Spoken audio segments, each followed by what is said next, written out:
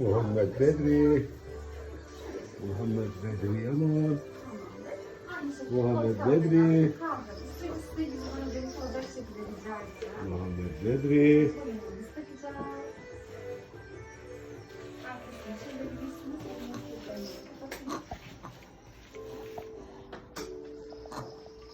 Tamam gidelim.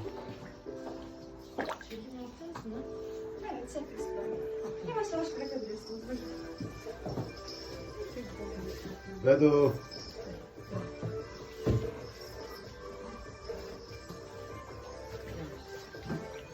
Bırak korkma.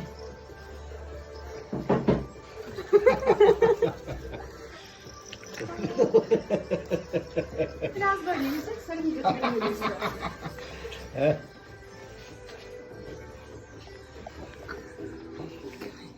Evet, benim ailemle. Muhammed'imiz, tamamız. İşte. Vay vay vay, keyfe bak.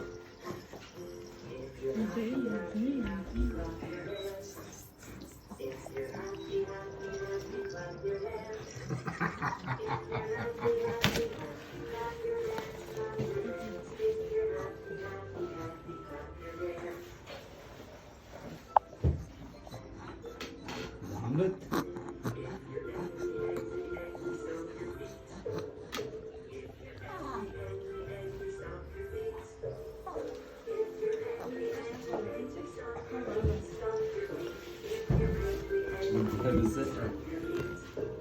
Bismillah. Bismillah.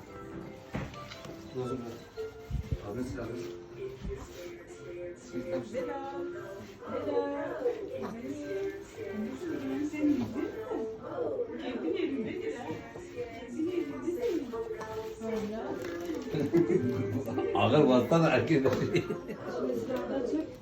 Orada bir tane tek çekelim.